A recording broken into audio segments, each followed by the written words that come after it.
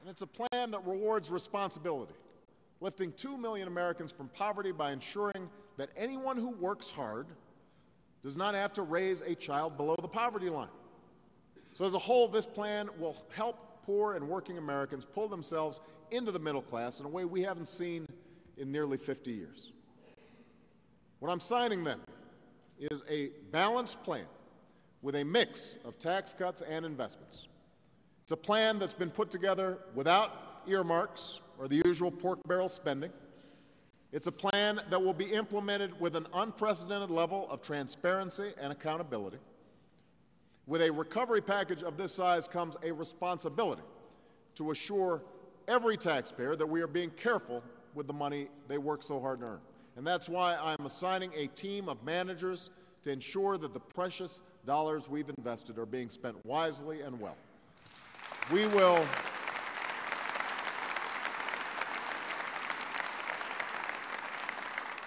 Governor Ritter, Mayor Hickenlooper, we're going to hold governors and local officials who receive the money to the same high standard.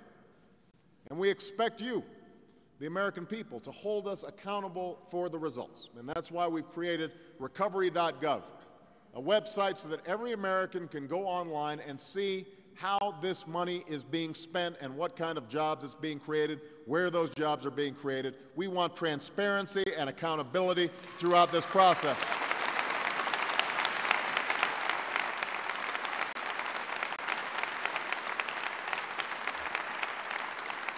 Now, as important as the step we take today is, this legislation represents only the first part of the broad strategy we need to address our economic crisis.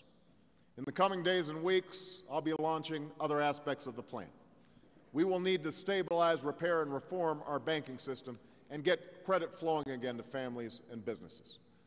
We will need to end the culture where we ignore problems until they become full-blown crises, instead of recognizing that the only way to build a thriving economy is to set and enforce firm rules of the road. We must stem the spread of foreclosures and falling home values for all Americans and do everything we can to help responsible homeowners stay in their homes, something I'll talk about more tomorrow. And we will need to do everything in the short term to get our economy moving again, while at the same time recognizing that we have inherited a $1 trillion deficit, and we need to begin restoring fiscal discipline and taming our exploding deficits over the long term. None of this will be easy. The road to recovery will not be straight. We will make progress, and there may be some slippage along the way.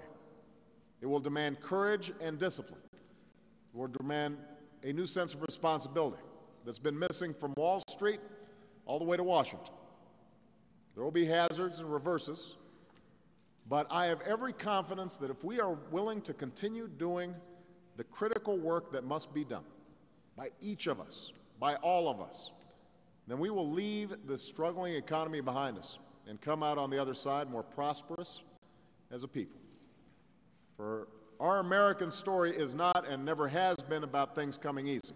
It's about rising to the moment when the moment is hard and converting crisis into opportunity, and seeing to it that we emerge from whatever trials we face stronger than we were before. It's about rejecting the notion that our fate is somehow written for us, and instead laying claim to a destiny of our own making. That's what earlier generations of Americans have done. That's what we owe our children. That's what we are doing here today. Thank you, Colorado. Let's get to work. Thank you.